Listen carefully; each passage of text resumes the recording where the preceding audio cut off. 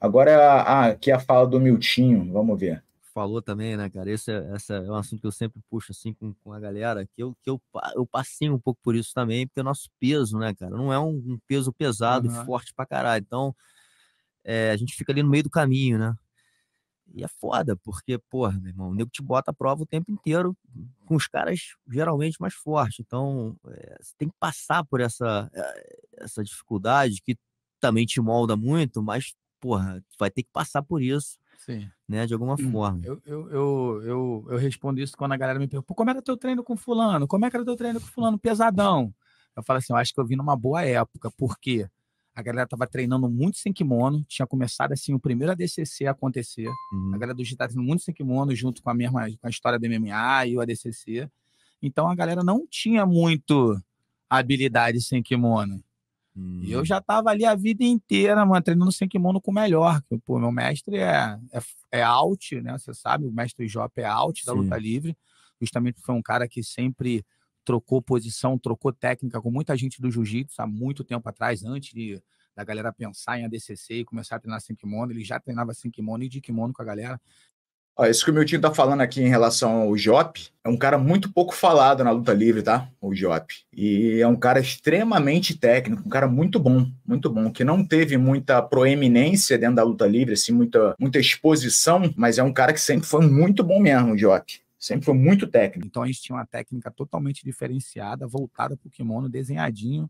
Eu sou um cara que aprendo com facilidade, já tinha uma habilidade diferenciada, então eu posso falar que não passei muito perrengue, não. Eu fui bem nesse processo dessa transição minha da luta livre para começar a ir para as academias de jiu-jitsu, porque eu não treinava de kimono. Eu ia para treinar sem kimono. Então eu tava na minha área. Então, pô, tinha muita guilhotina que ninguém nunca tinha visto, triângulo de mão, Entendi. as paradas todas acontecendo. E, pô, com pesado, então, que é mais lento. Isso aí também é uma verdade que ele falou. O pessoal do jiu-jitsu no começo, e até hoje, a galera que só treina de kimono, que treina mais de kimono, quando vai treinar sem kimono, toma muita guilhotina mesmo, porque não tá habituado. Porque com o kimono, a gandola esconde o pescoço, né? Então, quando o cara vai lutar sem kimono, ele acaba deixando o pescoço à mostra. Então, toma muita guilhotina, muito triângulo de mão. Era mais difícil pegar os leves do que os pesados. Na verdade, Legal. Porque o que mas eu, o que tu assim... falou, era difícil mesmo, né? Ser leve Sim, é um porra, meu irmão, problema, né? eu sofri, assim, com esse negócio, Eu né, de cara? kimono, E eu gostava, assim... toda vez que eu treinava de kimono, esquece, porque amarra a calça, Sim, amarra ali, põe o sim, peso, é outro game, né? sim, Entendeu? sim, exato. Mas o que eu ia falar também, cara, esse lance do kimono sem kimono, que sempre foi também uma questão, né? E o jiu-jitsu, luta livre, né? De novo, essa conversa toda. E nos primeiros, obviamente, eu tinha sempre uma visão mais do jiu-jitsu, porque era, né, a minha arte, mas eu lembro, assim, nos primeiros confrontos, né, entre as duas modalidades, geralmente a galera do jiu-jitsu se dava bem, inclusive no ADCC, né? Com Teve certeza. muita gente do jiu-jitsu ganhando, né? E o que você acha que era... por que acontecia isso, mesmo sendo, né, em muitos casos ali, eu não tendo a questão do pano, né? Porque o jiu-jitsu era muito melhor do que a luta livre. Sempre Em que foi. sentido? No sentido de qualidade técnica, de conhecimento técnico. Digamos que o leque de conhecimento técnico da luta livre era assim, fazia um vento, e o leque do jiu-jitsu estava quase 360 graus abanando ali. Tipo assim, tinha muito mais espaço, muito mais condições nessa época assim que começou a DCC. E por isso que eu falei, meu mestre era out da luta livre.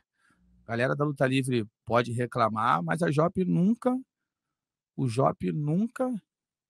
foi uma luta livre ortodoxa. Isso aqui, há algumas coisas que o Milton fala aqui, eu concordo. E algumas coisas eu discordo. Quando ele fala que a luta livre sempre foi inferior ao jiu-jitsu no caráter técnico, eu digo que uma boa parte da luta livre ele tá certo. Os caras da luta livre, muitas escolas da luta livre se mantiveram de uma forma grosseria pura, queda americana, chave de pé, reta. Queda americana, chave de calcanhar. Queda americana, chave de pé.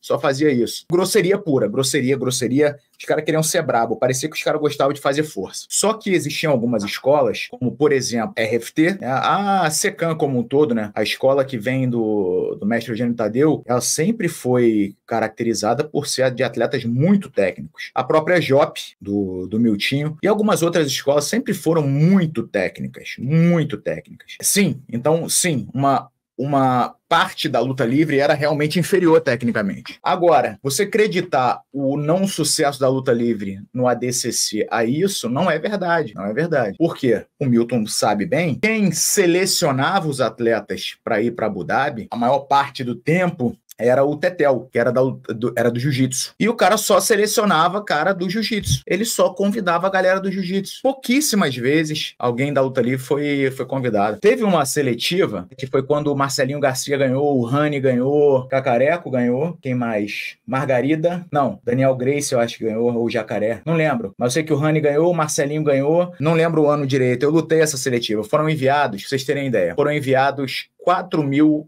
currículos. Isso aí até saiu na época em tudo que deve ter no Google essa porra. Saiu na Tatame, Portal do Vale Tudo, na porra toda. Foram enviados mais de 4.000 currículos. Foram selecionados 40 currículos para lutar nas categorias 66, 77, 88, 99 e acima de 99. 66, 77, 88, 99 e acima de 99. Todas as categorias tinham 8 caras do jiu-jitsu ou 7 caras do jiu-jitsu e 1 da luta livre. E em algumas categorias aconteceu o seguinte, eu fui selecionado entre os 40, só que eu tinha 82 quilos e os caras me jogaram na categoria acima de 99. E aí no dia da pesagem, um maluco não bateu o peso, eles me baixaram para a categoria até 99. Eu era o cara mais leve da minha categoria, disparado, todo mundo com 99, 100 de peso e eu com 82. Então, assim, você ser da luta livre era muito difícil, primeiro, tu ser convidado. Segundo, quando tu era convidado, tu ia pra essa rataria, que será rataria. Ah, por que tu não foi? Então, porque era meu sonho lutar, eu ia, porra. Até se fosse, eu fui pra lutar acima de 99, com 82 quilos, 81 e 300. Eu fui pra lutar acima de 99, porque eu queria estar ali naquela porra, você entendeu? Agora, os caras convidavam dessa forma. Aí tu botava de 40, 35 candango do jiu-jitsu, 5 da luta livre, sendo que da luta livre 2, 3 fora da sua categoria, porra, aí tu chega em Abu Dhabi, tu tem 100 maluco do jiu-jitsu e 2 da luta livre. Sempre foi assim. Não tem o que, irmão, não tenho, porra, isso aí não tem nem o que falar. Entendeu? Nós nunca fomos à luta livre ortodoxa. O que vocês faziam assim diferente? Cara, eu não vivi essa época, tá? Eu escuto de histórias. Houve um determinado campeonato onde a galera da JOP entrou para lutar. E a gente ganhou o campeonato todo, a galera toda, eu não treinava ainda nessa época, né, na JOP, e houve um conflito entre o JOP e o Hugo Duarte, uma discussão na época entre eles, e eles deixaram até de se falar na época, foi longa esse problema entre eles, justamente por isso, porque houve um manifesto do outro lado da luta livre de falar que o JOP treinava jiu-jitsu, porque as posições que foram feitas nesse campeonato foram posições que a luta livre não usava. Armlock, triângulo na guarda. A luta livre não tinha essa de fazer muita guarda. Isso eu estou falando 1980 e poucos, entendeu? 85, 86. Então, houve essa história. Como eu falei, isso é uma história que vem ao meu ouvido, que eu escutei. Eu nunca ouvi falar dessa história. Não posso dizer que não aconteceu ou aconteceu. Eu nunca ouvi falar dessa história. Eu comecei em 94 na luta livre, então se ele está falando de 86, 88, eu realmente não sei se 86, 88 a galera fazia guarda, não fazia. Em 94, quando eu comecei, as primeiras posições que eu aprendi foram posições de guarda. Mas é o que eu falo. A nossa escola ali, do mestre Eugênio Tadeu, sempre foi uma escola mais apurada tecnicamente. Mas ele está falando de coisa de quase 10 anos antes, então não tem como saber isso aí. Eu não vivenciei, mas é verídico, já foi falado em outros lugares, e a gente realmente era diferenciado, entendeu? Aí quando começou a DCC e no início lá começou a pegar a galera da luta livre, a jiu-jitsu com certeza teve muito mais vantagem, até porque digamos que tinham 5 do jiu-jitsu na categoria e 1 da luta livre. Eram menos expoentes. Bem menos. Tudo isso qualifica. Não era 5-1, era 7-1. Na categoria de 8 caboclo, 7 do jiu-jitsu, 1 da luta livre quando tinha. Tinha categoria que nem tinha da luta livre. E quando tinha era 7 do jiu-jitsu e 1 da luta livre, e algumas vezes esse 1 da luta livre estava 1 ou 2 categorias acima. Desqualifica, né, a luta livre em estar num patamar onde conseguiu uma chance ou conseguiu uma oportunidade de lutar no ADCC. Entendeu? Eu, na minha primeira seletiva, eu fui convidado para ir para o DCC, porque eu fui crescendo, né, tendo a oportunidade de lutar. Na minha primeira seletiva, eu não fui campeão, eu perdi na semifinal, mas eu fiz, foram 5, 6 lutas, foram 6 lutas na semifinal, era a sexta. Eu fiz 5 lutas e os caras nunca tinham visto as posições que eu fiz e me convidaram. Lá mesmo ele falou, tu vai lutar. Mas convidaram o Miltinho, porque eu acho que nessa época o Miltinho estava na Brasília Top Team, estava na BTT já. Se ele tivesse na JOP, não era convidado, mas nem por um curisco. Tenho certeza absoluta que não era convidado, mas nem por um curisco. Ele já estava numa equipe de jiu-jitsu. Por isso que ele foi convidado. Miltinho é bom pra caralho. Miltinho tem um chão muito bom. Sempre foi um moleque diferenciado tecnicamente, né? É um moleque que é muito bom de chão mesmo. Sempre foi muito bom de chão. Mas o Luta Livre sempre teve muitos caras muito bons de chão. Só que não tinha oportunidade. Não tinha oportunidade. E isso é culpa de quem? Da própria luta livre. Da própria luta livre. Porque lá atrás, quando você volta, década de 80, que o jiu-jitsu resolveu ganhar o mundo, expandir, começou a buscar novos horizontes, a galera da luta livre ficou presa ali de querer ser o mais brabo do bairro. Não foram pra frente. E deixaram o jiu-jitsu nadar de braçada e dominar o mundo. E é isso aí. E dominaram. E é lógico, se tu domina um pico, tu vai dar moral pro teu arquirrival? Tu não vai dar. No meu primeiro ADCC que eu fui, eu não fui campeão. Os caras ficaram fascinados no meu jogo e me chamaram para lutar. Entendeu? Então a gente sempre foi diferenciado.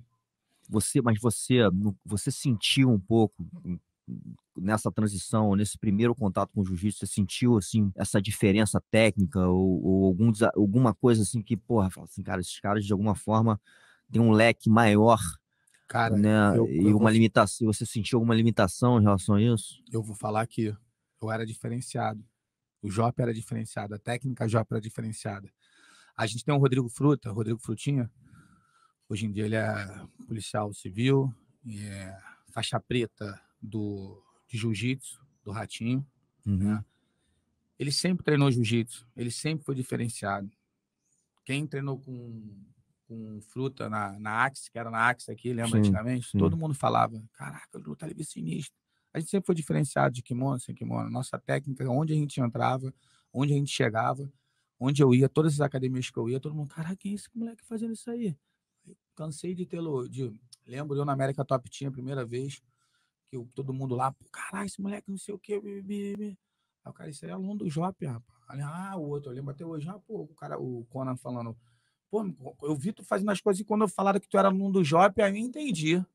Eu não entendi nada, tu era da luta livre, quando outro dia veio falar comigo. Pô, primeira vez que tu foi lá, cara da luta livre, pô, tu dando show, dando aula pra todo mundo, fazendo tudo. Falei, quem é esse cara aí? Pô, não sei o que, pô, aluno do JOP. Ah, tá. O aluno do JOP sempre foi diferenciado. Então, realmente, quando eu comecei a frequentar o jiu-jitsu, a gente sempre foi muito diferenciado, entendeu?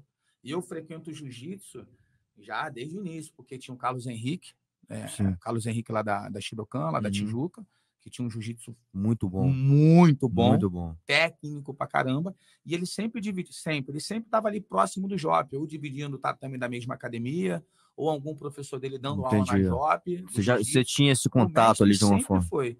E eu já falei e falo de novo, o mestre foi o cara que criou esse nome, Jiu-Jitsu sem kimono. Quando eu comecei em 1990 e pouquinho, ele já falava, e já falava isso antes.